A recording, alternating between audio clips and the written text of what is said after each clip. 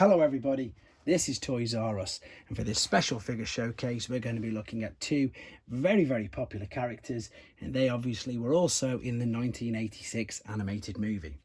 We are looking at Ultramagnus and we are looking at Springer. So we've got loads to cover in this video. We're going to look at them in all of their modes. So obviously Springer's a triple changer, he's got 3 modes, but you'll notice that there's 4 of them there. That's because there's a known variant of him. Ultramagnus has 2 modes, but you'll see there's a few of him there, and that's because there's loads of variants and differences with him. So I'm going to go through them with you. I'll also go through with you the accessories that come with them, because they do come with quite a lot, and that will help you know if yours is complete. I'm also lucky enough to have a couple of different types of packaging, and this is really interesting because with the Italian packaging on the bottom left, they actually change his name. With the Takaras packaging just above Ultramagnus himself, they changed the battle scene and all the artwork on the back. And as you can see, of course, Springer's got a gold box release as well. He was reissued, so we can have a look at the different artworks and battle scenes on them. Right then, let's get started. As I've said, very popular characters, very popular figures, released 1986, coincide with the Transformers. Absolutely fantastic animated movie, let's be honest. And I think we should start with, in fact, let's just do a quick overview. So we've got Springer down here. We've got different types of instruction books, so I'll show you the original and then the reissue. We've got the armored car version, whatever it's referred to as now. We've got the helicopter. We've got the 2 Springers here. Now if you have a look at the one right in the center of the picture, which is the left hand side, you can see that his chest is a much deeper, darker yellow. That is a metal chest variant, and I'll show you that in more detail in a second. And it's a right game trying to get him to balance on carpet, in honesty. Then we've got Ultramagnus, the main large robot, and we've got 2 different types of cabs. We've got the trailer there in a second, so I'll connect one of them to it when I transform him. And then we've got 3 different types of Ultramagnus packaging. We've got the Hasbro, the Gig Italian, and the Takaras, and we've got the original Springer box there, and we've also got a sealed example of the the reissued one, 1990. Right then, let's get started. Let's have a look at these. So let's show you some of the differences of the known variants. Now obviously I know that the condition of this is much worse than the other one, but let's have a look. And of course the very obvious difference straight away is the painted face. Now usually if you had the painted face, then it's got other differences as well, and there's a number of them. So we've got chrome hips, we've got chrome fuel tank, we've got die-cast feet, we've got rubber tires. There's, as I say, loads of differences with these, and you'll see he's also got some windows, and I know they're a bit dirty, but they're like a lighty brown sort of translucent windows, so not just the really obvious head paint. So if we get the more common one, if you've got this guy, he normally comes with the silver tipped head. So what I mean by that is you can see the silver tipped head, and then there's the other standard head there as well. These are just, again, different variants that came out at the time, so they are known about.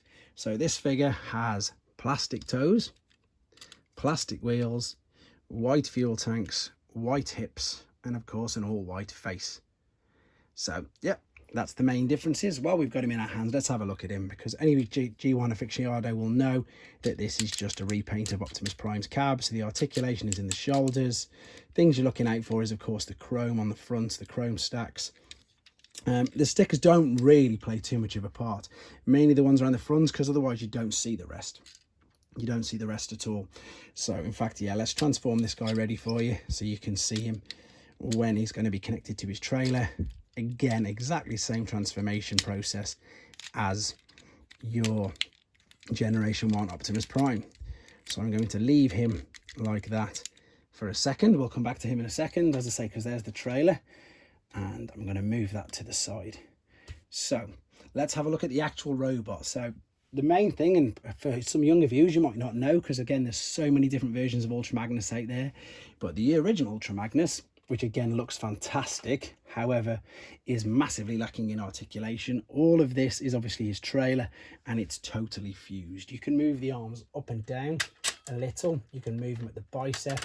You can't move the shoulders out because that's just part of the transformation. And yeah, there's obviously no leg, no waist, and definitely no head articulation. But it's very clever for what it was. It literally is, if I spin it around, there is his cab in its sort of robot mode attached to the back of the trailer. And believe you me, I know it's very basic, but I can tell you honestly, and from my point of view, as a 6-7-year-old child, it really didn't matter. He's such a great figure. The colour scheme just works brilliantly. And again, I do really like him. You can see that he's got some attachments in his chest around his waist. I might as well take this opportunity now to show you everything that comes with him, because he does have an abundance of accessories. So if you want to get yours 100% complete, you need 4 of these. So 4 missiles.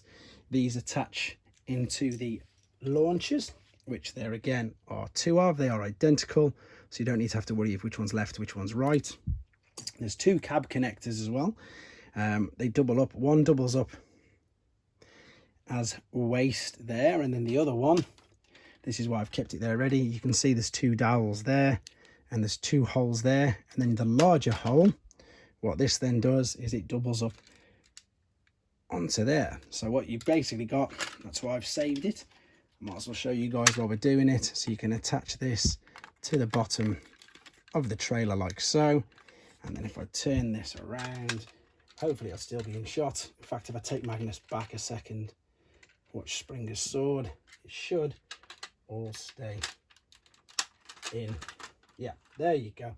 Just about in. Can you see that? I'll reverse him back a little bit now, because the best bit about Ultra Magnus, playability wise, was the fact that he is obviously, as you can see, a transporter. So we can put, in fact, we can put, I'll slide him in there, but what you can do, see these bits on the front of his leg? These are on what's on the back, so you can roll them down and the figures will go up and down. I'm just really short of space at the moment. And then you can even put cup there and maybe blur there as well. You do tend to see them ones, something like that anyway, always stacked on him. I've even seen Silverbolt landed on the top of him as well. Right, so while we were there, we were going through all the parts. We've obviously got the 2 large fists. And now these are the ones that are lost, the 2 small fists. And that's because, in honesty, they are very rarely used. That's just for if you wanted to put them exactly as you would G1 Prime, you'd attach them into there. Now, the cool thing about the gun is for both. So you've got the larger dowel there, which was already in his hand. And then if you wanted to, the smaller dowel does actually fit into the smaller fists as well. So if you were playing him with him being the small mode, you can use it. Right, let's click that back in. I've just noticed, didn't even do that properly. Let's move this out of the way a second now, because it's on to Springer. We'll come and look at the packaging in a second. So let's look at Springer. Now this guy's brilliant. Just look at that. He looks stunning. Stickers are obviously going to play a part with this guy, but I believe you can get some repro labels or toy hacks or things like that if you needed it. And this is the standard plastic chest variant. He comes with rotor blades, which double up as a sword. I'll show you them in a bit more detail in a second. Rubber tires, which you need to be aware of, and he does have a bit of chrome on his gun, on the back of the vehicle mode, and on his sword. I'll balance that there. So yeah, this is his sword, but it also, funnily enough, I suppose you can say it transforms, doesn't it? And then that attaches in the top, and there's his rotor blades as well. And the other accessory that comes with Springer, so let's show you this, the vehicle mode, like the attack vehicle mode, is this. This is his weapon, and as you can see, it's also susceptible to chrome fade, just the same as there, and it's all green by the looks of it. Stickers again are still playing a part, and the tires, as I've already mentioned, are rubber, so they can perish. That's a pretty cool mode though, but let's be honest, the best mode, apart from robot, is this. That looks brilliant. I love this mode. It looks so good. Definitely such a cool figure. Again, both of these Siege releases, Ultra Magnus has had an abundance of them recently, so he's obviously, and of course in the cartoon, although he didn't do too much in the new Netflix cartoons, he's a big character in it. Right, last bits which I didn't show you of Magnus was of course the large chest plate as well. So in total he's got 4 fists, a gun, 4 missiles, 2 missile launchers, 2 cab connectors, and a large chest piece as well. Right, let's have a look at the metal chested variant, and of course you can tell instantly as soon as you pick this guy up, the weight is crazy. It's huge. That's a huge, well, it's a massive piece of metal, and you can just about make out that it is that bit darker. But also, if you don't have a very, very good conditioned one, this one's okay, but you can see with it being die cast, you've got metal chips. So if you're just looking at pictures, and you might be able to tell by the, if you're after this particular variant, you might be able to tell by the colour, but more so if it's got any damage in it. But usually people are aware of this variant, and it's actually wrote in the description, metal chest variant. And as you'll see, that's the big downfall of him. He is so front heavy, top heavy because of that. Right, what I might as well do anyway, let's have a look at some of the types of packaging while we're here. Right, we're going to start with the original Springer box. So this was the original one, 1986. There's the great artwork of him there. Funnily enough, there's his attack chopper, not the other mode, but it does show you the other mode there in the transformation process. And then if we spin it round, there's nothing any different there. There's a few differences in the Magnus one I'll show you between the actual release and the pictures. There is, of course, the two Titans, amazing battle scene, Metroplex and Triptychon in their base modes. Brilliant.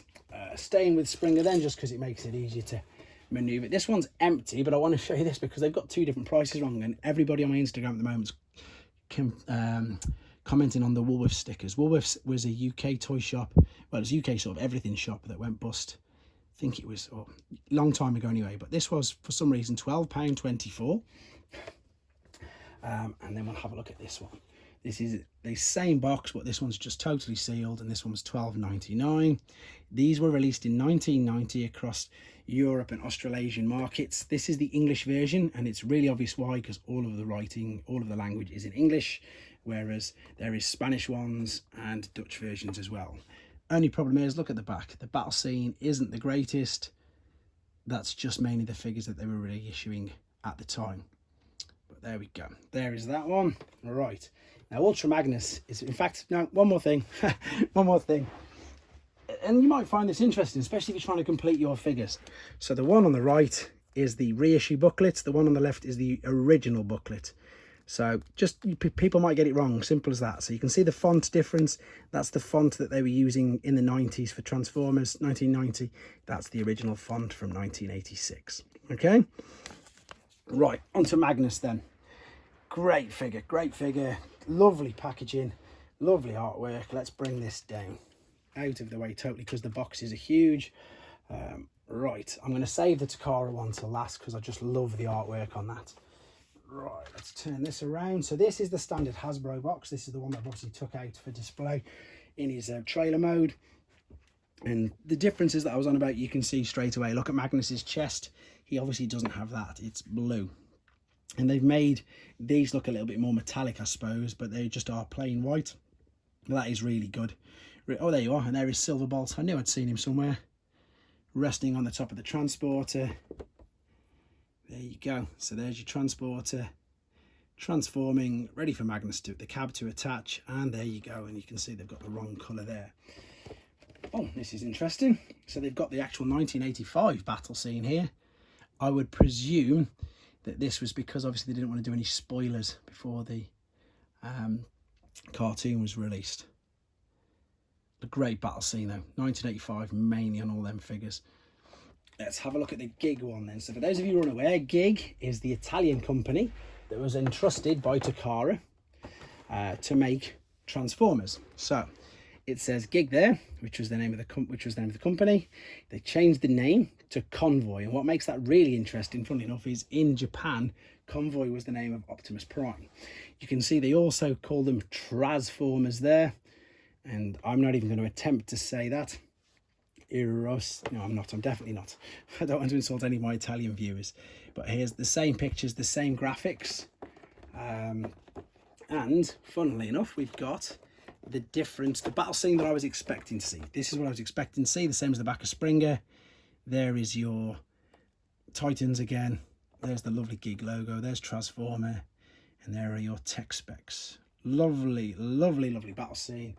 But then this one's my favourite, and that's why I've saved it to last. So this is the Takaras. This was released in Japan. Box is a little bit more damaged, but also Ultra Magnus was in the cartoon over there known as Scramble City. Scramble City was the name of the cartoon being aired in in Japan. A bit like ours with Sunbow, we had seasons 1, 2, 3 and 4, etc. They had different names. So Scramble City was, you know, the same, which corresponded with the year over there. There's Takara. Now the C there stood for Cybertrons, which meant Autobot, and his reference number was 69. You'll notice that the boxes are much smaller.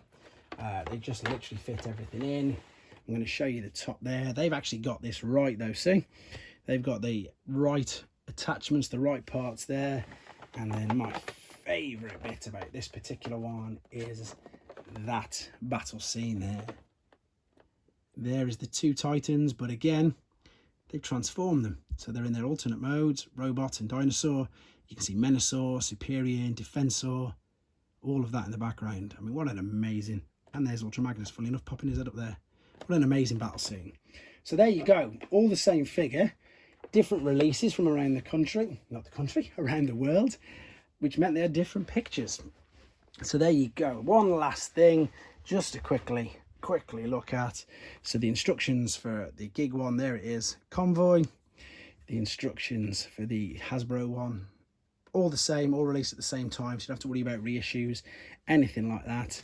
And then of course, very quickly, the poster that everybody knows, of course, where they were advertising here, and Galvatron on the toy catalogue there. Brilliant figures, brilliant artwork, brilliant box, loads of fun, loads of playability, and thankfully they're still getting so many reissues down the lines, under the Generations line, and they've had some really good reissues as well. So I hope you enjoyed having a look at the original ones. I'm going to quickly start to set these back. I'm going to continue doing this theme at the moment with the 86 bots. I'm going to try if I can, so the 86 movie bots. I'm going to see if I can actually manage to get them all in a space big enough to show you them all together. But I'm sure you can appreciate that is proving a little harder than what I thought it would be. So I'm going to be doing them in a couple at a time at the moment. But yeah, there we are. We've got Ultra Magnus and Springer. Thanks for taking your time to watch this. Let me know what you think in the comments. If you think I'm going on too long, waffling, I'm trying to keep as much information that I think is relevant to you guys at the time. So yeah, keep the comments coming in. And of course, take care.